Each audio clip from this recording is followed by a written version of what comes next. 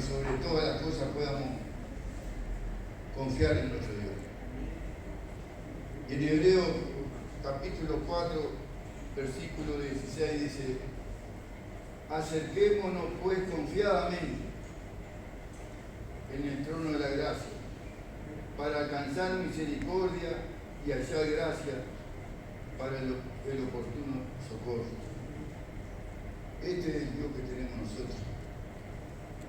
En los momentos más difíciles siempre está a nuestro lado para socorrernos. Y esa es la verdadera confianza que tenemos que tener.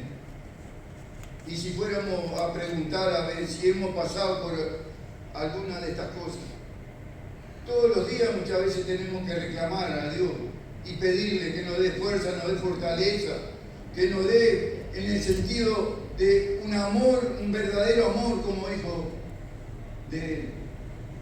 Que eso es lo que se está necesitando en este mundo de hoy. Pero lamentablemente, usted va a hablarle del amor de Cristo y no quiere sentir. Y a veces hasta los propios familiares de nosotros o miran para otro lado o bajan la cabeza y no saben que el socorro está allá en el cielo. Hay que levantar, caminar mirando hacia el cielo, no hacia abajo, porque si miramos hacia abajo podemos caer en cualquier momento. Vamos a orar, hermanos, en esta mañana. Padre Celestial, te agradecemos, Padre Santo, por estos momentos que estamos en tu presencia. Y gracias por sobre todas las cosas tu palabra, la Biblia, Señor Jesús, que nos da el entendimiento, el conocimiento y la sabiduría, Padre Celestial, para que podamos interpretar lo que tú quieres de cada uno de nosotros, Padre. Y te agradecemos, Padre Celestial, te agradecemos por ese gran sacrificio que tú hiciste en la cruz, de morir y resucitar al tercer día, Padre, y de sacarnos la tiniebla a la luz, Padre, y que eso no lo podamos jamás olvidar, Señor, sino mirar lo que éramos y lo que somos ahora, Padre, pero gracias a tu gracia que tú nos diste, Padre. Ahora te pedimos la dirección de este culto desde el principio a fin, Padre, que todo lo que se haga aquí, Señor Jesús, la lectura de tu palabra, las alabanzas, el grupo de alabanza, Padre, y la predicación de la palabra del pastor. Y lo más importante, este símbolo que también lo celebramos en el día de hoy, Padre, de la cena del Señor, Padre. Que ahora lo estamos haciendo aquí en la tierra, pero que un día con aquel gran pueblo que tú tienes allá en los cielos junto a nosotros, vamos a celebrarlo también, Señor Jesús. Por eso somos agradecidos, Padre, por todo lo que tú has hecho con nosotros. Y quédate con nosotros, Padre. Y ayúdanos, Padre, a entender lo que tú quieres hablarnos en el día de hoy. Y Padre Celestial, bendice lo que vienen en camino, Padre. Bendice a aquellos que vienen por primera vez, a aquellos que se van a convertir, Señor Jesús.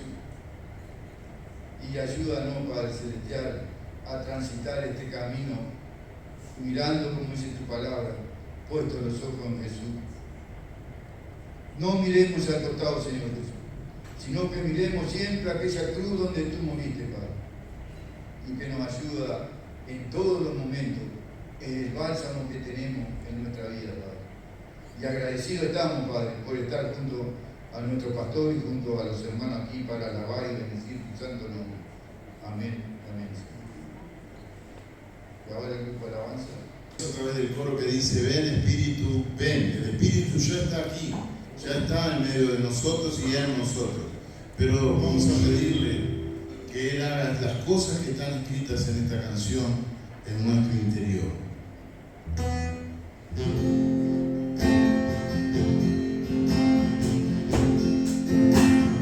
Ven, Espíritu, ven y lléname, Señor, con tu preciosa unción. Ven, Espíritu, ven y lléname,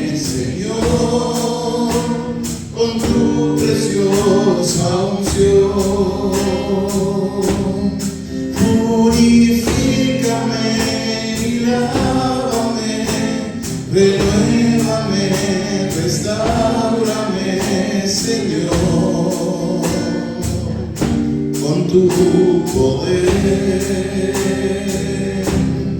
Purifícame y lávame, renuévame, restáurame, Señor. Te quiero conocer. Ven, Espíritu, ven y lléname, Señor, con tu preciosa unción. Ven a nosotros. Ven, Espíritu, ven y lléname, Señor, con tu preciosa unción. Purifícame y lávame, renuévame, restáurame, Señor, con tu poder.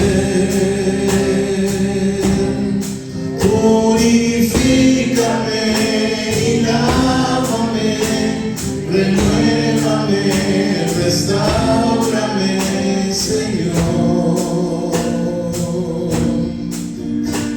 Te quiero conocer. Aquí estamos, Señor, delante de tu presencia, Dios.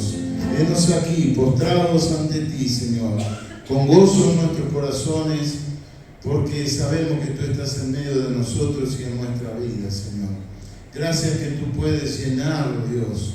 Gracias que a través de la fuerza y el poder de tu Espíritu Santo, Señor, tú puedes llenar nuestras vidas. Puedes renovarnos, puedes restaurarnos, Señor, puedes purificarnos, lavarnos, tal cual hemos cantado, Señor, como lo dice esta alabanza. Realmente queremos que tú hagas esa obra en cada uno de nosotros, salir de este lugar renovado, con una unción fresca de tu Espíritu Santo, Señor, que podamos salir llenos de este lugar, llenos de ti, Señor, de tu presencia en nuestras vidas. Para eso te pedimos que lo hagas a través de tu poder, Señor. Ven, Espíritu, ven y lléname, Señor, con tu preciosa unción. Ven, Espíritu,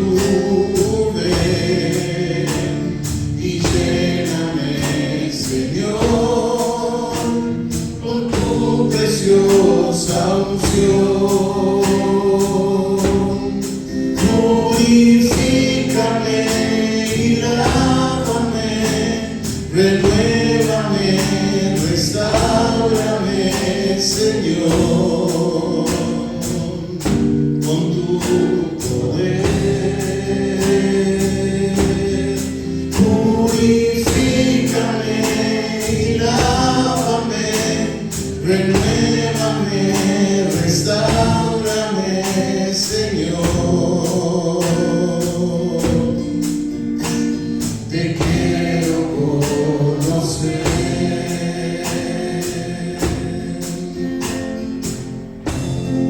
Y en verdad, Señor, que deseamos estos.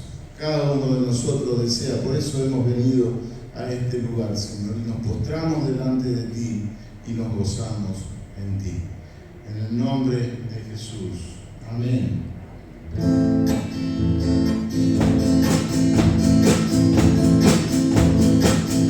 El Señor, marchando a su pueblo, junto a él está. Su gloria en nuestras vidas brillará. Su victoria nos va a dar ya. Nos fortalecerá. Lucharé hasta la tierra conquistar.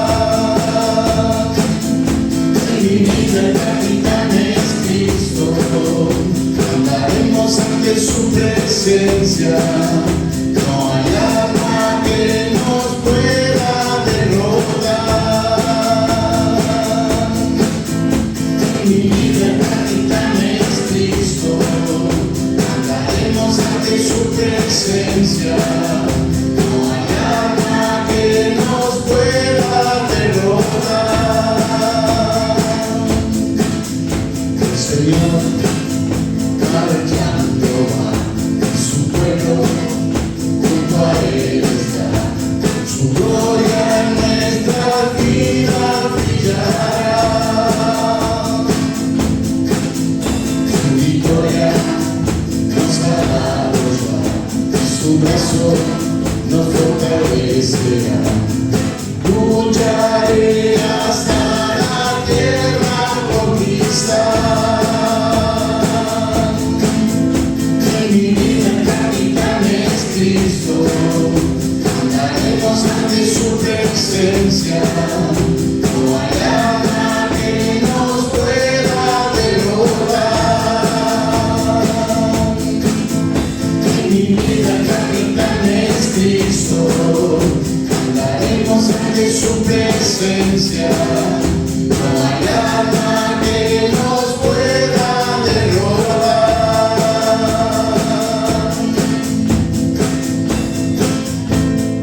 Amén. Fuertes aplausos, Señor. Claro que sí. En mi vida el capitán es Cristo. ¿En su vida también? Amén. Debemos hacerle otro fuerte aplauso al Señor. Amén. Amén. Estamos delante de su presencia y nos gozamos en Él por todo lo que Él significa para nosotros. Dice la canción que vamos a cantar a continuación: que no se apague el fuego que hay en mi corazón. ¿La conocen? Más de 40 años tiene esta canción, muchos más. Cuando nosotros hacíamos culto con papá allá afuera, ya se cantaba esta canción. Así que, y de ese hecho estamos hablando del año 70, cuando él empezó la obra hacia afuera. En el año 70, y estamos en el 23, tenemos 53 años y ya estaba este coro en boca de todos los hijos de Dios de aquel tiempo. Que no se apague el fuego. A ver esas palmas. Que no se apague el fuego que hay en mi corazón.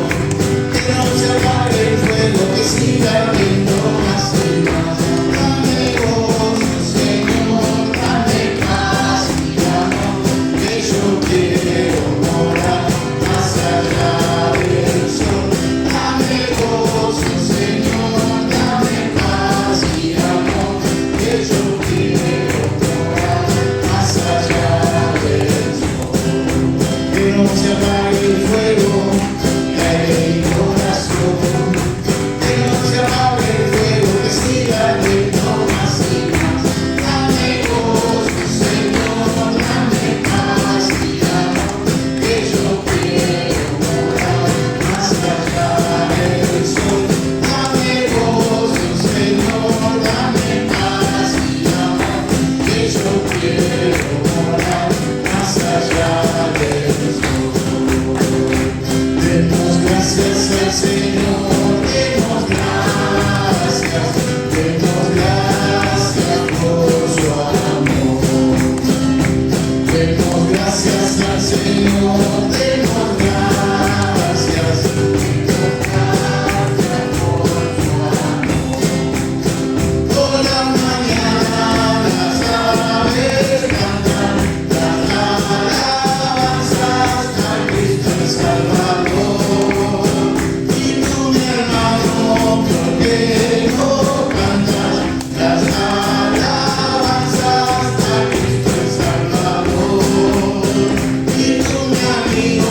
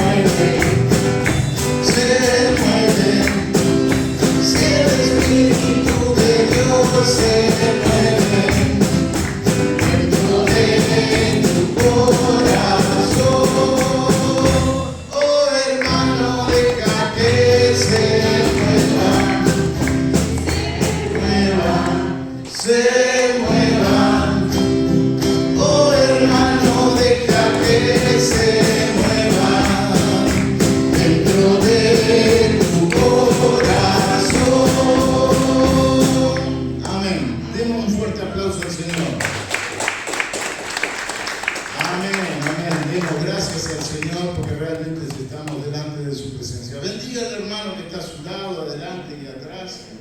Dígale que Dios te bendiga. Damos gracias a Dios por estar en su presencia.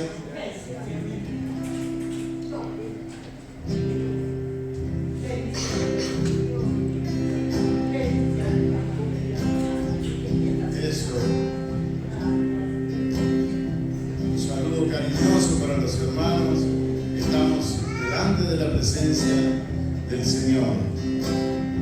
Dicen que no existes, que no eres realidad, pero estás vibrando dentro mío una vez más. Obras en tu pueblo con amor y en santidad, y te quiero más y más. Cuando cada día me arrodillo para orar, siento tu presencia que me inunda con tu paz. Pienso en las promesas que dejaste para mí y me acerco más a ti. Subimos. Dicen que no existes, que no eres realidad, pero estás vibrando dentro mío una vez más. Obras en tu pueblo con amor y en santidad, y te quiero más y más.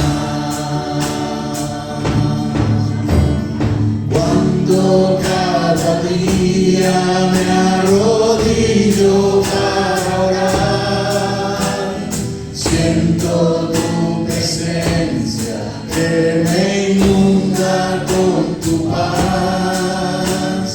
Pienso en las promesas que dejaste para mí y me acerco más a ti. Subimos un tono más. Dicen que no existes, que no eres realidad, pero estás vibrando dentro mío una vez más. Obras en tu pueblo con amor y en santidad, y te quiero más y más.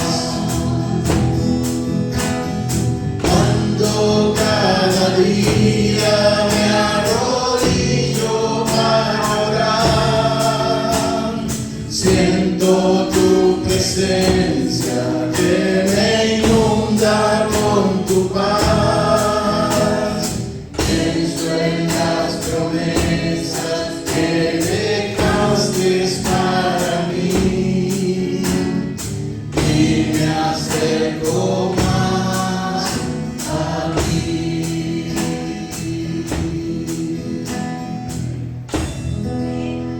Amén. Tomen sus asientos, por favor, mis hermanos. Tito.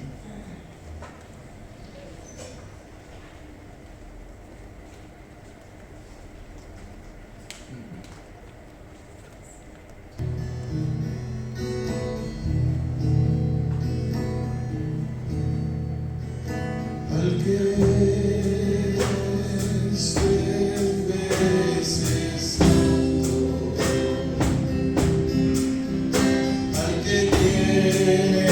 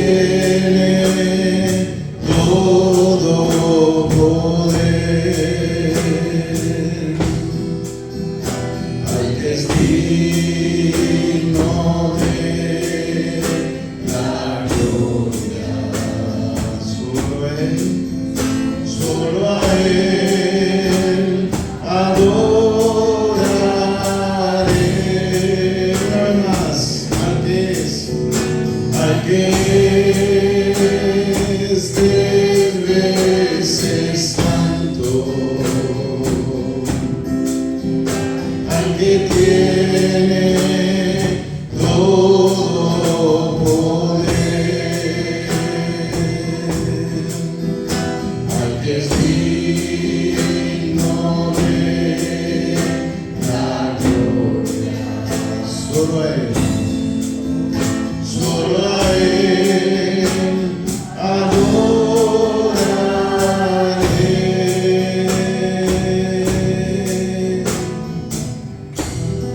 Padre, te adoramos con todo nuestro corazón, con toda nuestra mente, con toda nuestra alma, Señor. Levantamos nuestra voz delante de tu presencia porque tú eres el único digno de recibirlas. Estamos delante de ti, Señor. Queremos bendecirte, Señor. Estamos delante de tu trono de gracia, Señor.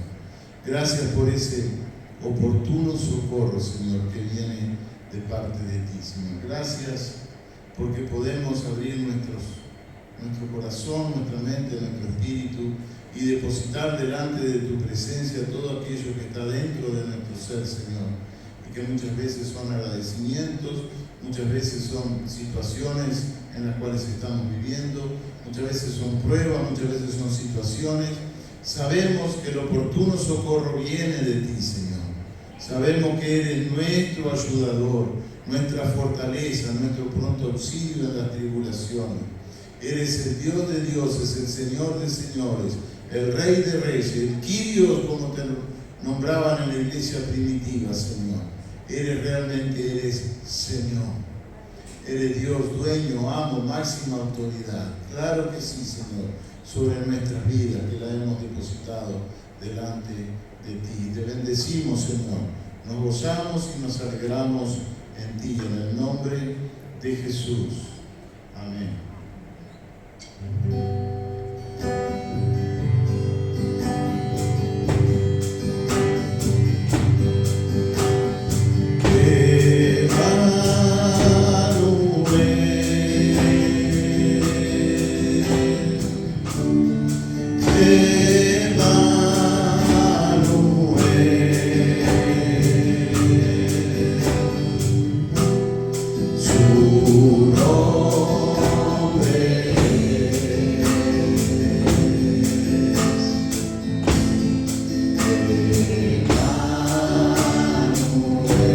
Dios con nosotros es Señor Jesús, Señor Jesús, su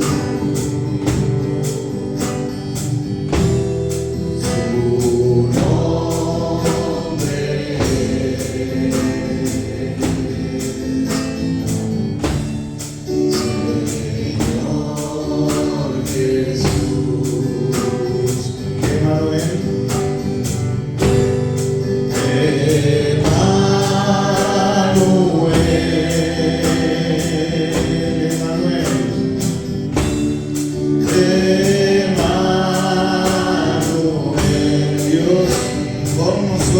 es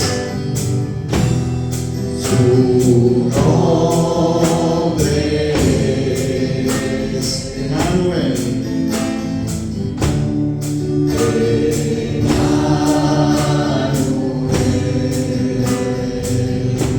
Señor Jesús, Señor Jesús,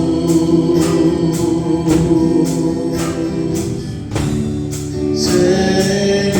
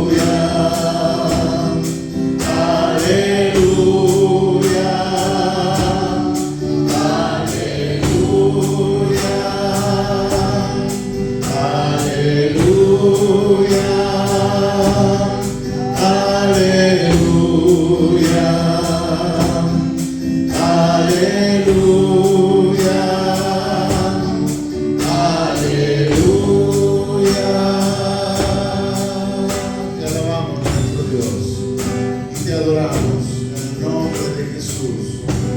Amén. Amén.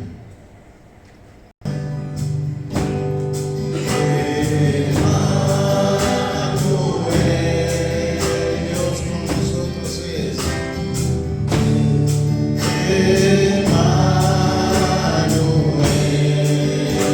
Su nombre es.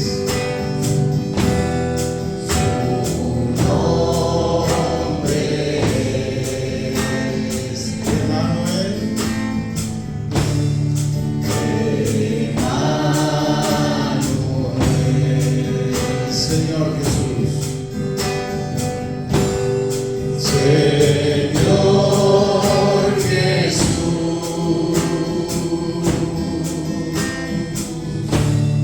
Señor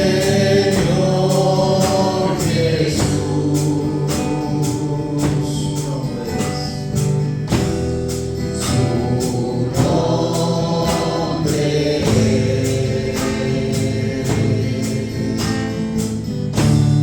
Señor Jesús, aleluya, nuestro Dios, aleluya, aleluya,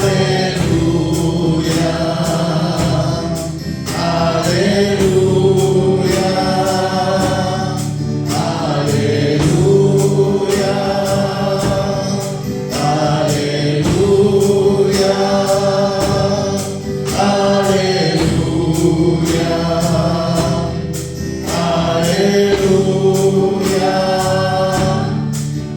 aleluya.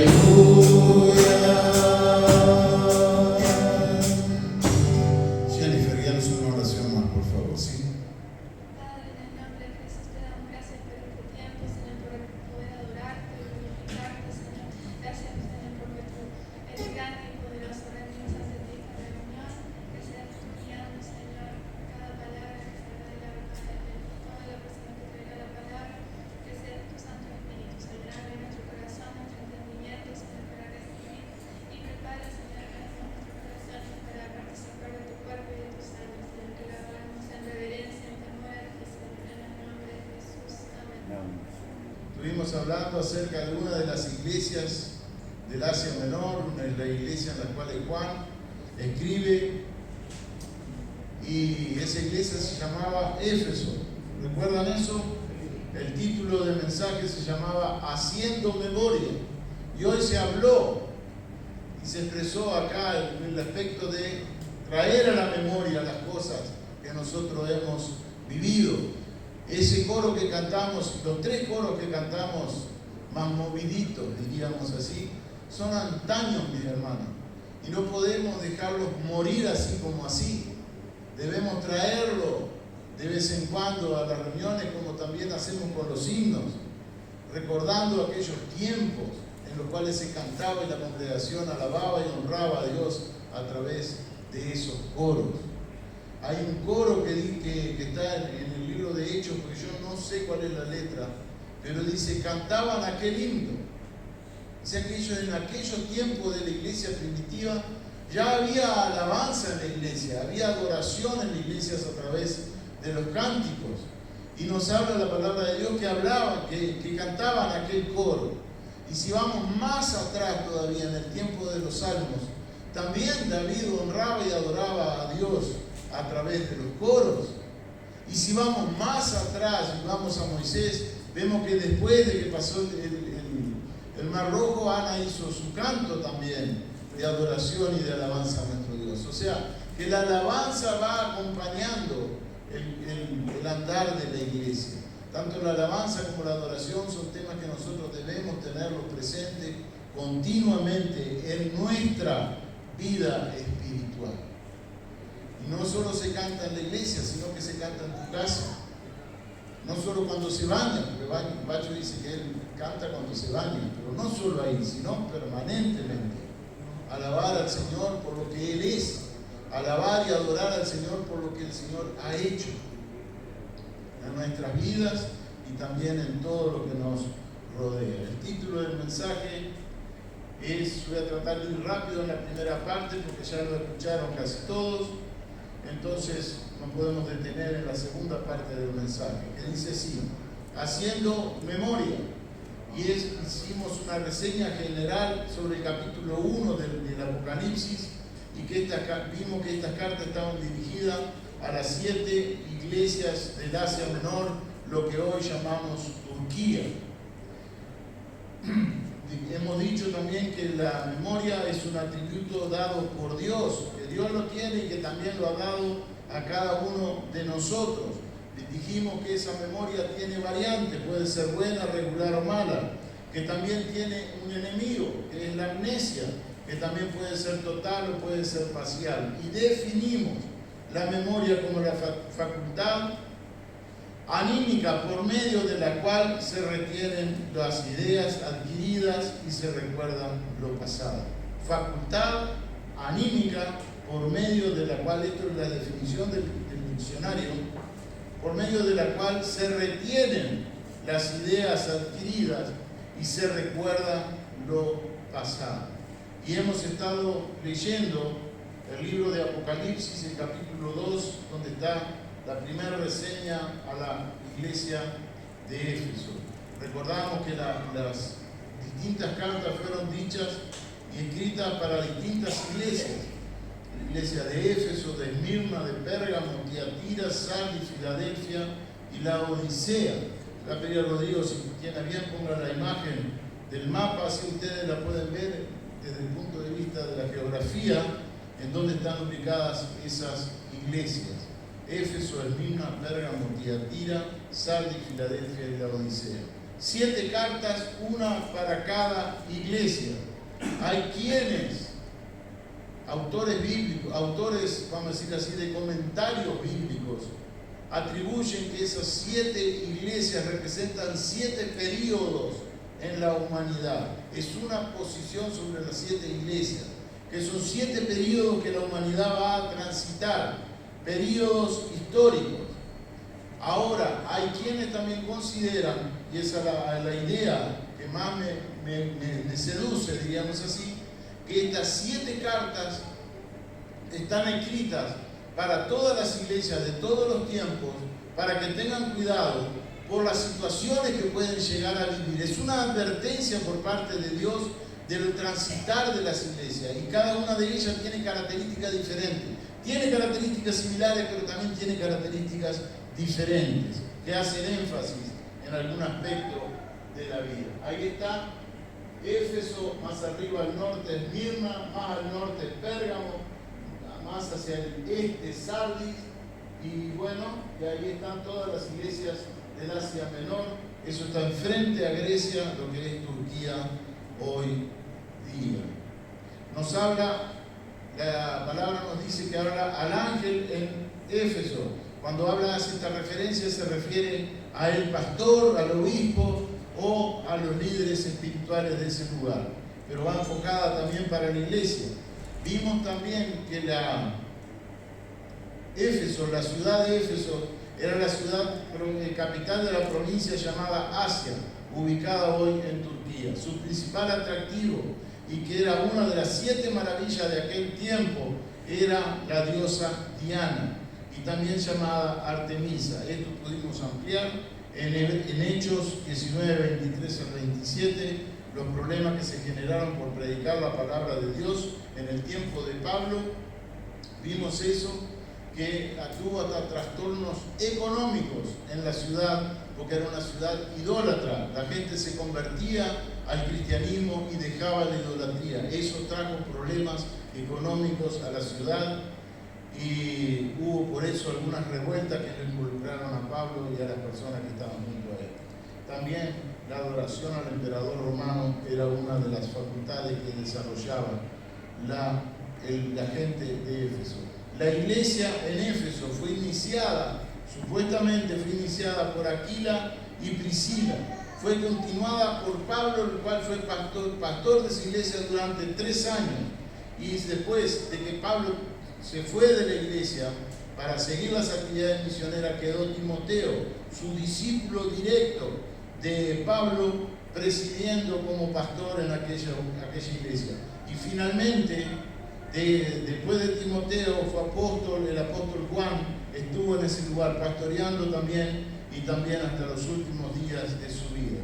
Tanto antes como después del exilio en la isla de Patmos, era el lugar donde Juan estaba congregándose. La isla de Patmos es una isla que está enfrente a la ciudad de Éfeso, unos 50-60 kilómetros mar adentro. Esto ya todo lo dijimos, por eso voy rápido. Eusebio, uno de los padres apostólicos, en uno de sus relatos nos cuenta que Juan fue exiliado a Patmos por Domiciano, un emperador romano, en el año 95, según los registros de Eusebio. En el año 95 después de Cristo fue cuando Juan fue exiliado a la isla de Patmos por 1 año y medio. Ahora haga esta cuenta, mi hermano. Juan fue apóstol de Jesucristo. Seguramente era una persona joven. En aquellos tiempos, tranquilamente podemos decir que tendría 25 años. Estamos hablando del año 95 después de Cristo, cuando fue exiliado. ¿Cuántos años tenía Juan en el exilio? Más o menos. No. Estamos en el año 95. Tenía más o menos, cuando estuvo con Cristo, 25 años. ¿No? Más o menos unos 80 años. Ahí está. Con esa edad, por predicar la palabra de Dios, con esa edad, el emperador en turno, Domiciano, que hizo una gran persecución y una mortandad de cristianos enorme, lo extraditó a la isla de Patmos y lo tuvo 1 año y medio en aquel lugar, con grillos, con una pelota de piedra en su pierna, 60 kilómetros más adentro. Y bueno, y ahí Juan, sí, era a propósito de Dios, porque lo llamó para hablar con él. ahí está. Dios tenía que hablar con él. Y ahí, justamente, iba a poner el mismo ejemplo. Dios las cosas las hace de una manera tal que son perfectas. Lo que a nosotros nos parece triste, complicado, difícil de entender, ¿por qué Juan, siendo tan bueno y tan viejo, lo hace ir a la isla de Patmos? ¿Por qué permite Dios que Juan vaya a la isla de Patmos? Pero Dios tenía un propósito en la ida de Juan a ese lugar, que era escribir las cartas de Juan y era escribir el Apocalipsis. Todo este libro fue escrito cuando Dios le tuvo la revelación de él en la isla de Patmos.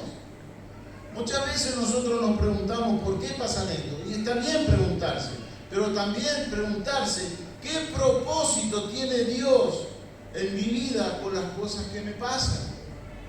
Pablo estuvo encarcelado 2 veces como mínimo, y cuando la primera vez que estuvo encarcelado escribió Efesios, Gálatas, Efesios, Filipenses y Colosenses, y la chiquita, la carta chiquita, Filemón. Todas esas cartas las escribió en el confinamiento, cuando estaba preso. Y cuando estaba preso por segunda vez, escribió la carta de Timoteo, primera de Timoteo, segunda de Timoteo y Tito. Las 3 cartas que se llaman hoy cartas pastorales. Cartas tremendamente doctrinales, de las cuales se sacan todas las características de los siervos de Dios. Y fue en el encarcelamiento que las escribió. O sea, Dios, fueron momentos tristes para su vida. Pero Pablo, por ejemplo, él decía, para mí el vivir es Cristo y el morir es ganancia. Entonces para Pablo, por ejemplo, los encarcelamientos él lo usaba para escribir, para aconsejar a la gente, para preparar discípulos. Y esto Dios lo permitía. Todas las cosas nos ayudan a bien, dice el libro de Romanos, capítulo 8, verso 28. A los hijos de Dios todas las cosas se les ayudan a bien. Entonces, sabio es de nosotros, mis hermanos, que cuando vivamos situaciones difíciles en nuestras vidas, cuando las papas quemen, cuando estemos frente a la prueba, frente a la tentación, preguntarse, ¿por qué Dios permite eso? ¿O cuál es el propósito de Dios en esto? Porque detrás de todo eso está la voluntad permisiva de Dios. Dios permite que esto acontezca para que usted madure, crezca, se desarrolle espiritualmente y el día de mañana sea luz para otras personas. Nosotros crecemos muchísimo, mis hermanos, viviendo experiencias, viviendo situaciones límites en nuestras vidas. Y las necesitamos. Esas pruebas Dios las permite, esas tentaciones Dios las permite, para que tu vida espiritual no se mantenga en una meseta, sino que vaya creciendo día tras día, momento tras momento. Como dice, de gloria en gloria. Que vayamos creciendo ante la presencia del Señor. Habla,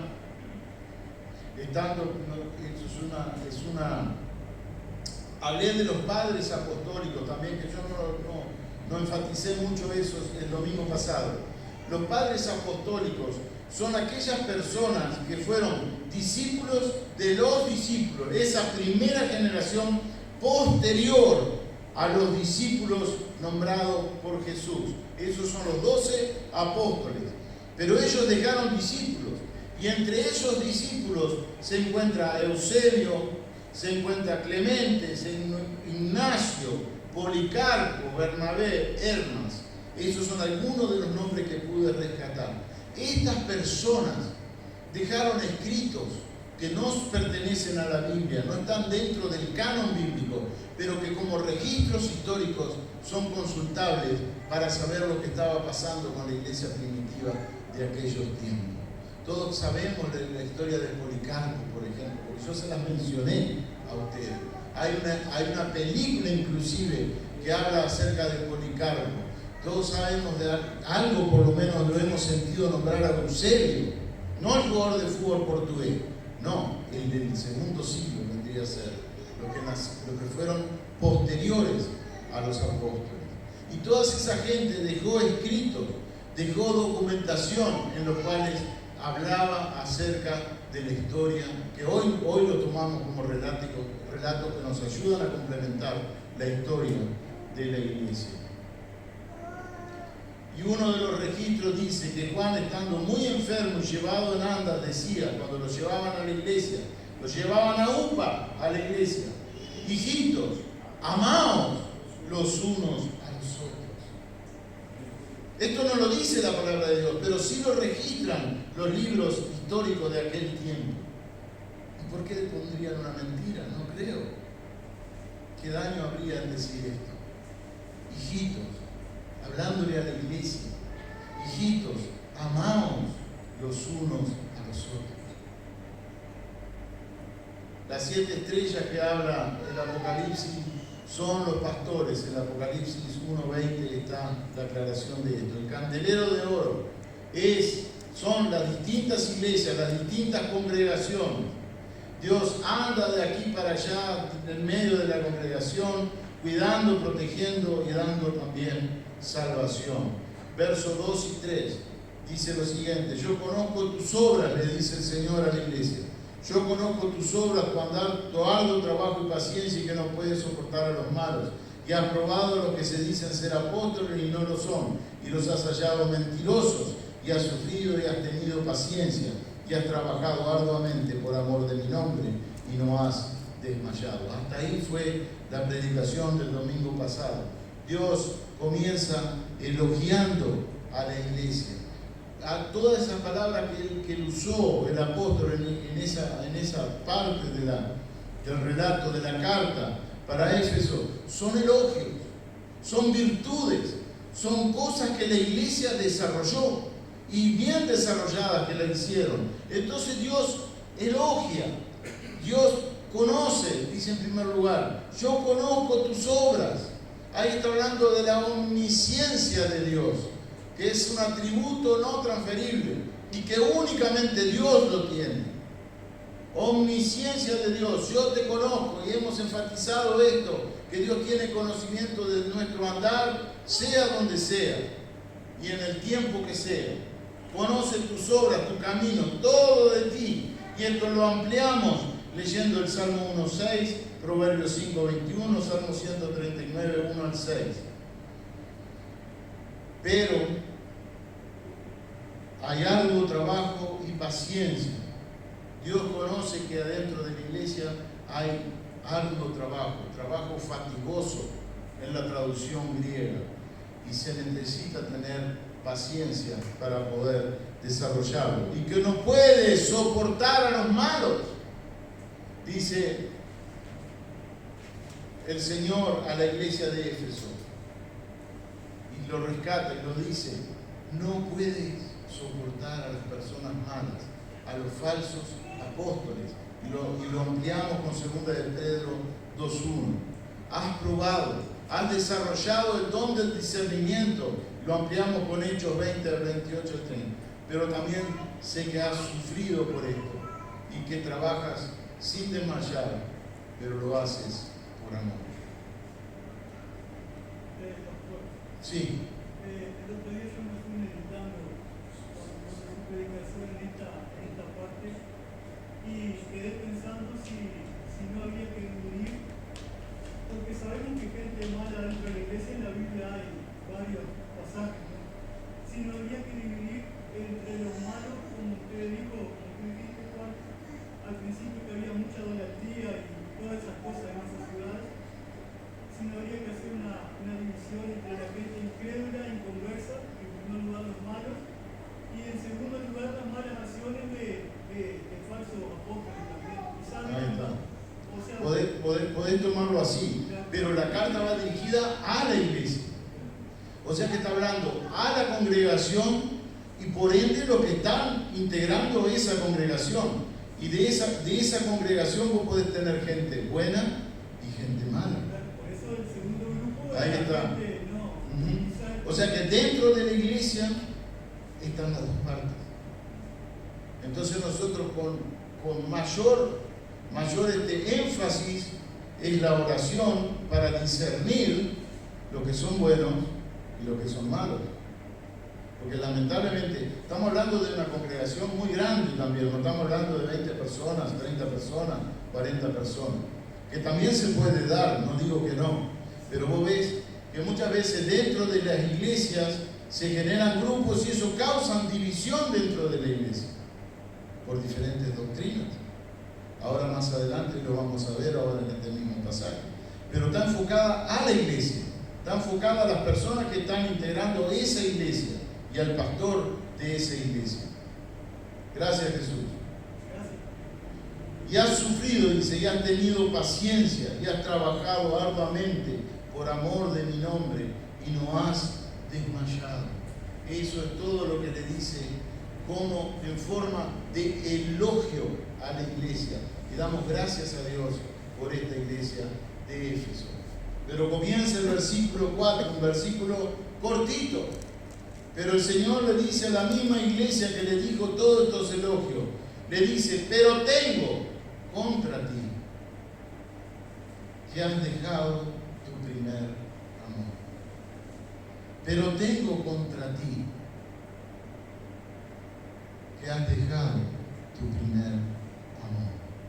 Si usted va al libro de Deuteronomio por un momento y se centra en el capítulo 6, en el verso 5, la palabra de Dios nos dice lo siguiente: y amarás a Jehová tu Dios de todo tu corazón y de toda tu alma y con todas tus fuerzas.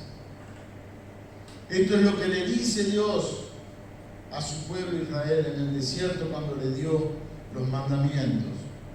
Y le dice: y amarás a Jehová tu Dios de todo tu corazón y de toda tu alma y con todas tus fuerzas. Y si vamos al libro de Mateo, al capítulo 22,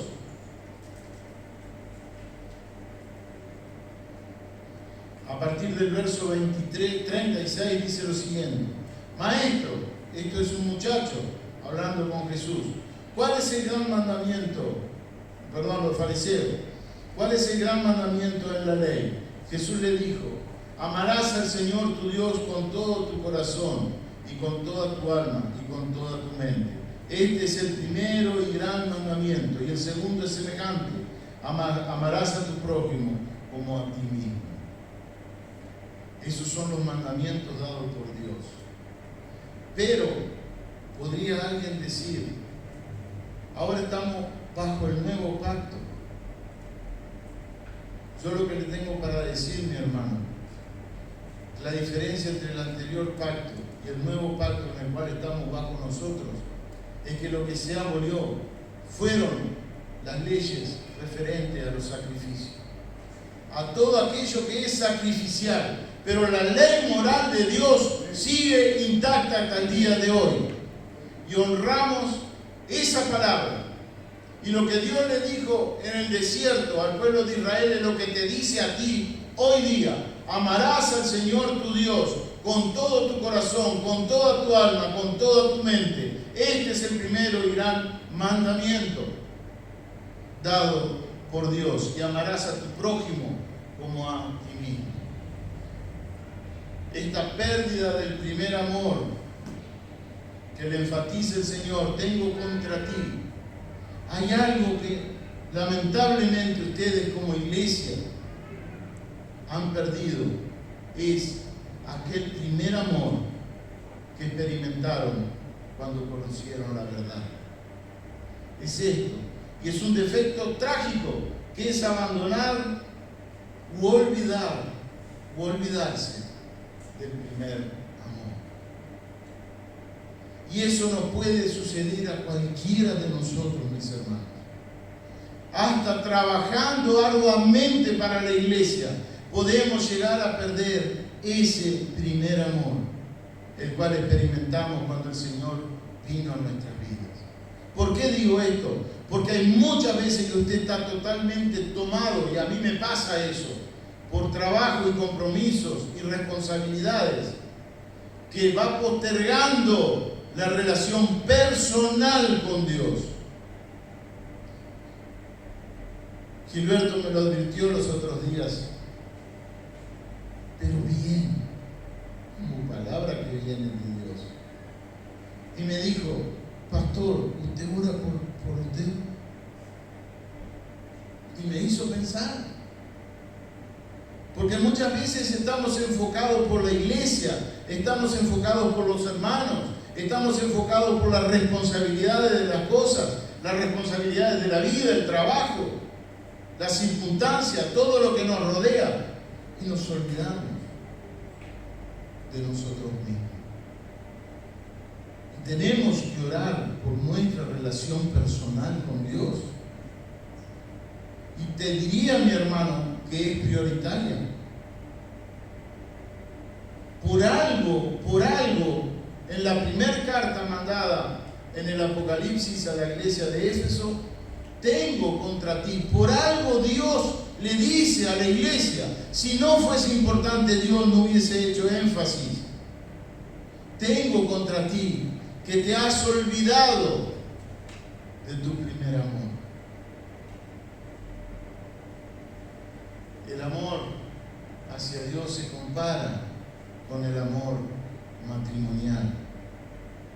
Cuando usted se casa, usted promete ser fiel a su esposo, a su esposa. Promete respetarla y estar con ella hasta los últimos días de su vida. También es correctísimo todo eso. Y se hace un pacto entre el hombre y la mujer. Porque el matrimonio es un pacto, no es un compromiso. Es un pacto entre dos personas, los cuales pactan estar hasta el final de sus vidas juntos. Principio que no lo siguen todos. Ser fiel, ser respetuoso. Vas a brindarte en forma desinteresada por la otra persona. Vas a estar continuamente atendiéndose el uno al otro. El primer amor lo podemos definir como es dejarlo todo por el amor que lo ha dejado todo. El Señor dejó todo por ti. Tú debes dejarlo todo por el Señor Jesús. Él fue ejemplo para cada uno de nosotros. No en vano, Mateo 6:33 dice: mas buscad primeramente el reino de Dios y su justicia, y las demás cosas os serán añadidas.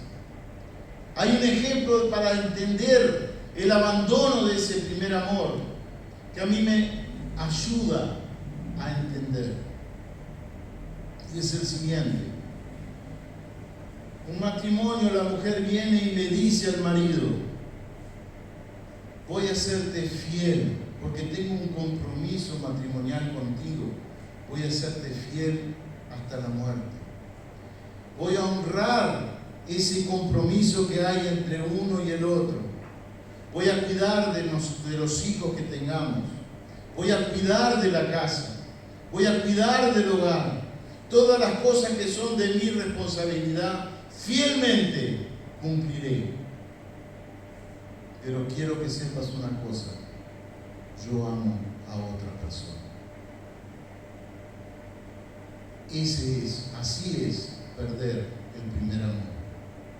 Puede ser una persona que vives una vida digna delante de la presencia del Señor, que eres fiel delante de la presencia del Señor, que honras al Señor con todo lo que haces en la iglesia, pero también eres idólatra.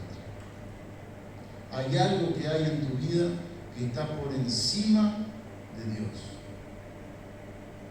Y eso es, cuando esas cosas empiezan en tu vida a ocupar el lugar que debe ocupar el Señor, estás siendo idólatra. Estás poniendo otra cosa delante de la presencia del Señor, de lo que debe primar en tu vida. Entonces, has perdido el primer amor. Ahora, para que entendamos mejor, recuerde ese día. Vaya para atrás, haga memoria cuando Dios vino a su corazón y transformó su vida. ¿Cómo era usted? ¿Qué pasaba por su mente? ¿Qué había en su corazón? He aquí, todas son hechas nuevas, dice el Señor. En Cristo somos nueva criatura. Y eso es lo que produce el Espíritu de Dios en nuestro interior, porque Él viene a tomar lugar en nuestro cuerpo. Nuestro cuerpo es templo del Espíritu Santo. Él comienza a habitar en nosotros y nosotros empezamos a sacar todas aquellas cosas que deshonran al Señor y que no dejan que Él tenga el primer lugar. Recuerde por un momento, haga memoria que había ese fuego en su corazón que lo llevaba a hablar, a testificar de Jesucristo denodadamente. Y a veces eso se va perdiendo.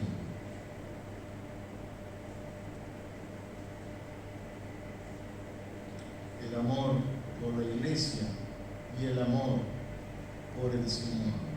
En el verso 5 dice lo siguiente: recuerda, por tanto, de dónde has caído, y arrepiéntete y haz las primeras obras, pues si no, vendré pronto a ti y quitaré tu candelero de su lugar, si no te hubieres arrepentido. El Señor da la oportunidad. Recuerda, dice, tengo contra ti que has perdido, o has abandonado, o has dejado el primer amor. Recuerda, por tanto, de dónde has caído. Comencemos a hacer memoria. ¿Cómo era nuestra relación con Dios y cómo es ahora? No toda es mala, pero posiblemente haya en ese transcurrir del tiempo cosas que hemos perdido, afecto por el Señor que hemos perdido. ¿Por qué? Porque estamos ahogados por la obra del Señor. Para comprender un poquito mejor esto, ahora vamos a leer unos pasajes bíblicos del libro de Efesios. Y vamos a ver cómo 35 años antes de la iglesia que estamos viendo ahora, la misma iglesia, cómo le hacía referencia Pablo a la iglesia cuando le escribió, la referencia que tenía Pablo acerca de Éfeso en el tiempo que comenzó a funcionar como iglesia. Y en el capítulo 1, verso 15, dice así, Pablo escribiéndole a los Efesios, 35 años de esta otra carta de Juan a los Efesios. Dice así, por esta causa también yo, habiendo oído de vuestra fe en el Señor Jesús y de vuestro amor para con todos los santos, no ceso de dar gracias por vosotros, haciendo memoria de vosotros en mis oraciones. Así se refería Pablo a la iglesia. ¿Por qué? Porque Pablo estaba viendo una iglesia que amaba, que estaba fundamentado el amor los unos por los otros. Dice, de vuestra fe en el Señor Jesús y de vuestro amor para con todos los santos, no ceso de dar gracias por vosotros, haciendo memoria de vosotros en mis oraciones. Doy gracias a Dios, diría Pablo en sus oraciones, por los hermanos de Éfeso, por el amor por la causa de Cristo, por el amor los unos por los otros y cómo se está desarrollando esa iglesia. En el capítulo 6 del mismo libro de Éfeso, en el verso 24, cuando se despide, en su carta dice, la gracia sea con todos los que aman a nuestro Señor Jesucristo en amor inalterable. La gracia sea con todos los que aman a nuestro Señor Jesucristo. Porque allí dentro de la iglesia había una infinidad de personas que tenían un amor desinteresado por la causa de Cristo. Entonces Pablo se despide de esa forma, pero también los exhorta a la iglesia. Pablo, 35 años antes de la carta de Juan, en el capítulo 4, verso 2, dice lo siguiente: con toda humildad y mansedumbre, soportándoos con paciencia los unos a los otros en amor. Ese es el consejo que va de parte de Pablo a la iglesia.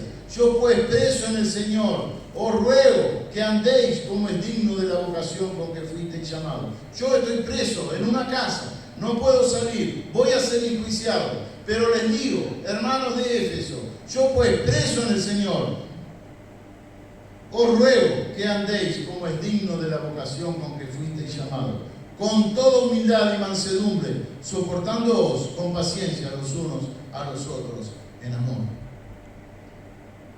Dirigido a la iglesia. Si hay algún problema dentro de la iglesia, sopórtense, desarrollen la paciencia los unos con los otros en el amor de Dios. Sepan vivir los unos con los otros. Puede haber ciertas diferencias. ¿Cómo no? No todos pensamos iguales. Podemos manejar pensamientos diferentes.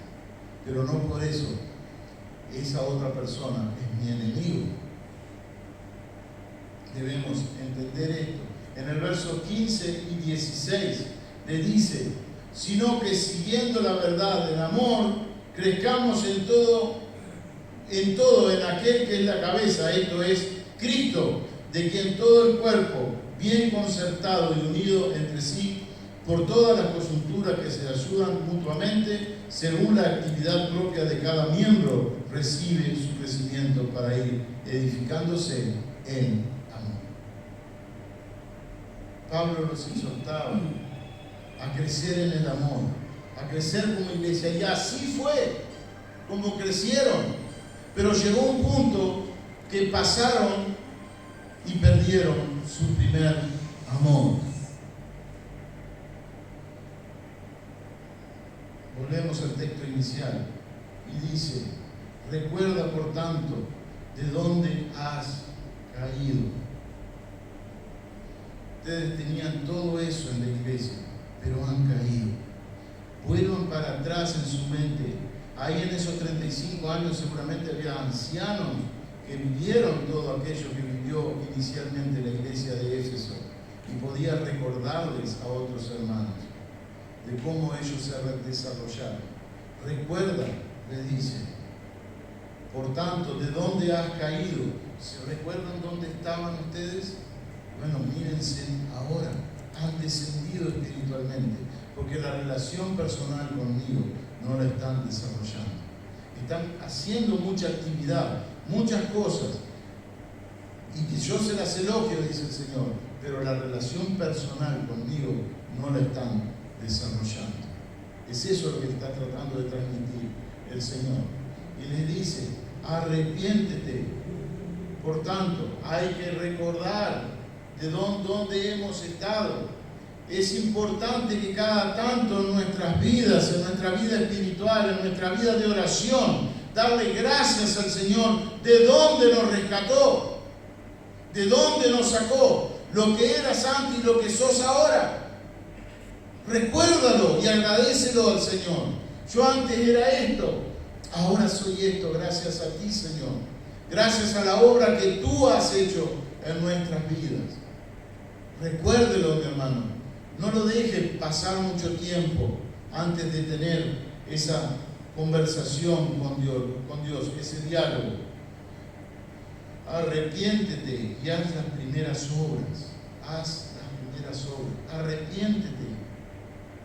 Después que buscas en oración y te arrepientes delante del Señor, ¿qué dice el Señor? Haz las primeras obras. ¿Qué fue lo que hiciste inicialmente cuando conociste a Cristo? Leíste la palabra del Señor, buscaste en oración al Señor, no dejabas de congregarte. Tantas cosas que hacíamos, había fuego y ardía en nuestro corazón por estar en la presencia del Señor. Todo lo dejábamos en la presencia de Dios. Orábamos cada mañana al despertar, buscando la presencia de Dios y entregando el día en las manos del Señor. Lamentablemente, a veces lo perdemos. Y ahí vamos perdiendo ese primer amor. Dice el Señor, haz las primeras obras. Pues si no lo haces, dice el Señor, si no lo haces, vendré pronto a ti. ¿A dónde? A la iglesia. Y quitaré tu candelero de su lugar, si no te hubieres arrepentido. ¿Qué es un candelero, mi hermano? Piense un poquito, ¿qué es un candelero? Pregunto y quiero una respuesta. ¿Qué es un candelero? ¿Qué función tiene el candelero entonces? Iluminar. Si usted saca el candelero, queda en oscuridad, mi hermano. Y acá el Señor le estaba diciendo a la iglesia de Éfeso, pues si no, vendré pronto a ti y quitaré tu candelero de su lugar si no hubiere arrepentido. ¿Ven las consecuencias de perder el primer amor? Si usted pierde el primer amor, pierde la presencia del Señor en su vida. Porque Jesús se puso. Basta únicamente, mi hermano, recordar cuando el profeta Natán exhortó a David su situación de pecado. Una de las cosas que David le decía en su oración, no quites tu espíritu de mí.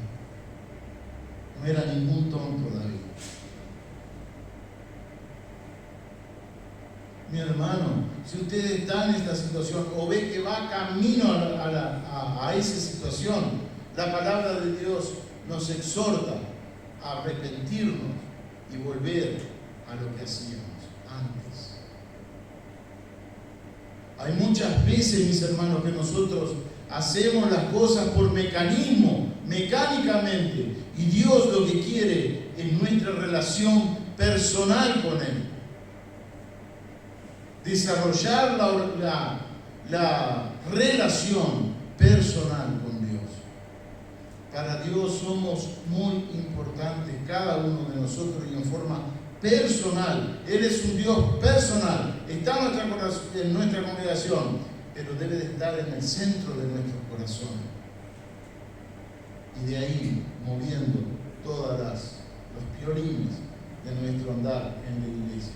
Se termina la luz, si no. Y si no hay luz, usted no va a poder ver. No va a haber más esa claridad que Dios le da para entender las Escrituras, para entender el mensaje del Señor. Se termina porque el Señor quita su presencia. Entendamos bien. Está diciendo que quitará el candelero, no que usted va a perder la salvación. La salvación Dios la da por la eternidad. Pero el desarrollo espiritual que usted puede tener, eso sí, va a tener problemas. Porque si el Señor quita esa luz, usted no se puede desarrollar espiritualmente.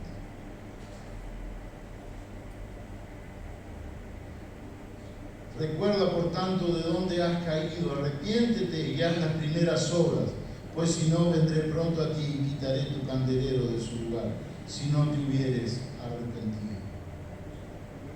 Da la oportunidad. Pero tienes esto, nuevamente viene un elogio a la iglesia, pero tienes estos, que aborrecen las obras de los nicolaitas, las cuales yo también aborrezco. Pero tienes esto, le dice el Señor a la iglesia de Éfeso. Aborreces las obras de los nicolaitas, las cuales yo también las aborré. De vuelta, exhorta virtudes. Nicolaitas eran aquellas personas seguidoras de un tal Nicolás.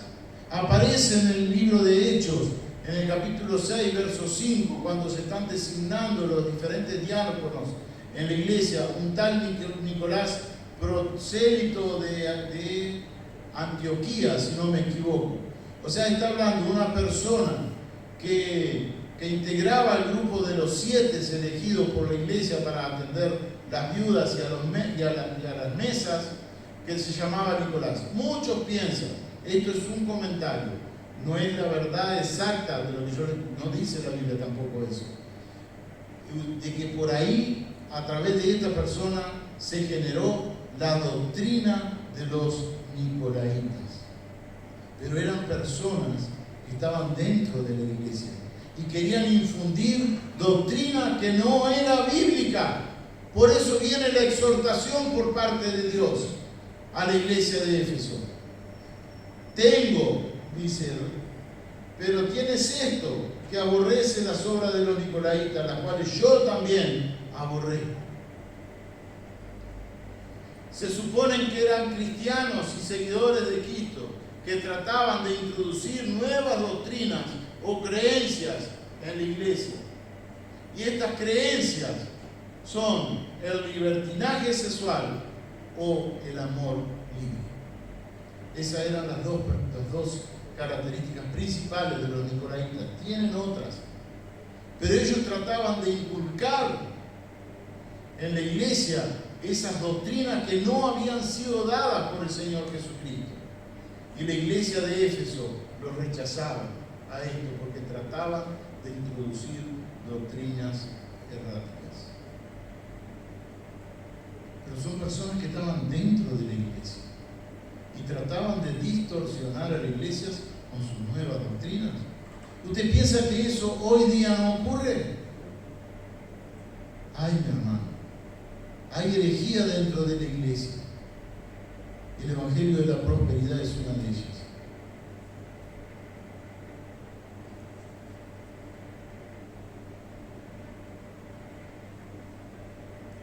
Verso 7. El que tiene oído, oiga lo que el Espíritu dice a las iglesias.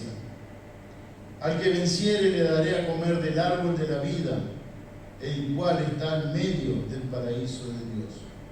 Verso 7 lo encabeza. El que tiene oídos. ¿Quién tiene oídos? Todos los que están acá. Pero ¿por qué dirá? Oiga lo que el Espíritu dice a la iglesia. El que tiene oídos para oír, oiga lo que el Espíritu dice a la iglesia. Hay muchas veces, mis hermanos, que nuestros oídos están tapados por cera.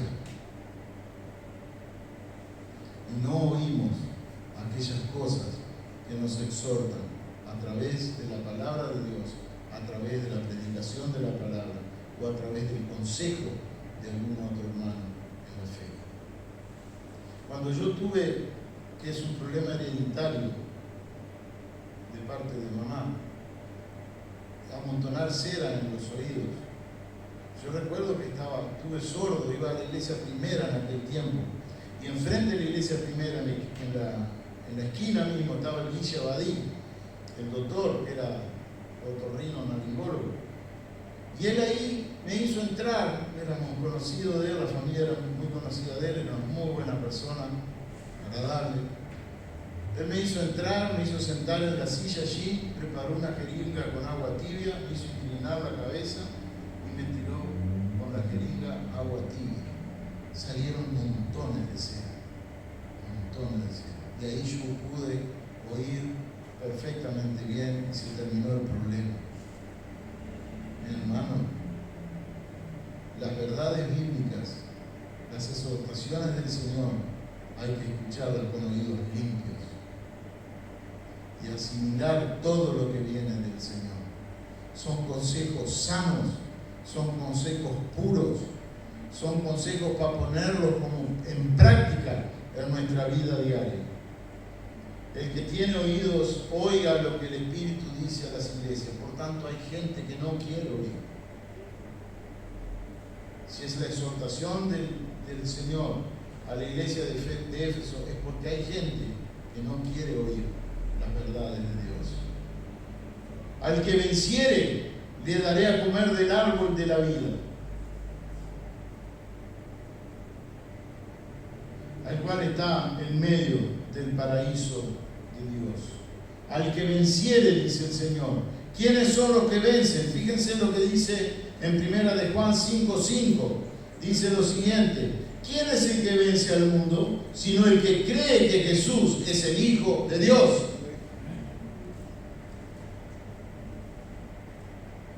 Tú eres más que vencedor si crees eso, que Jesús es el Hijo de Dios. Y tú podrías decir, pero eso lo sabemos desde que venimos a la escuela de niños.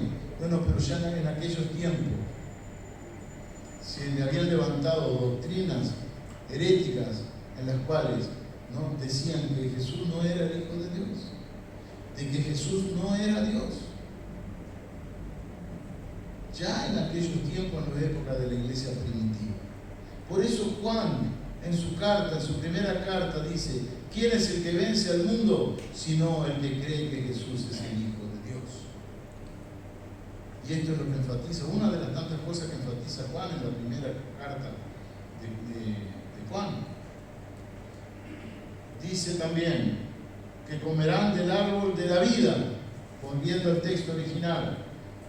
Al que venciere, le daré a comer del árbol de la vida, el cual está en medio del paraíso de Dios. Vamos por un momento al Génesis. Con esto vamos a ir terminando. Génesis capítulo 2, verso 9. Dice lo siguiente: y Jehová Dios hizo nacer de la tierra todo árbol delicioso a la vista y bueno para comer. También el árbol de la vida en medio del huerto y el árbol de la ciencia del bien y del mal. Acá estamos hablando de la creación del paraíso, de la creación inicial que hizo Dios de nuestra tierra donde vivimos. Y nos dice que Jehová Dios hizo nacer de la tierra todo árbol delicioso a la vista y bueno para comer. Pero también dice que el árbol que hizo crecer, el árbol de la vida en medio del huerto y el árbol de la ciencia del bien y del mal.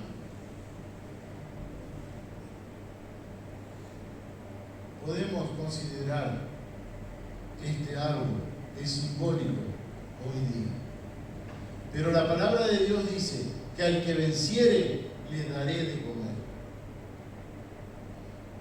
Si usted tiene a Jesucristo en el centro de su corazón y ha confesado que Él es el Señor y que Dios le levantó de los muertos, Dios le va a dar de su alimento espiritual, del árbol de la vida.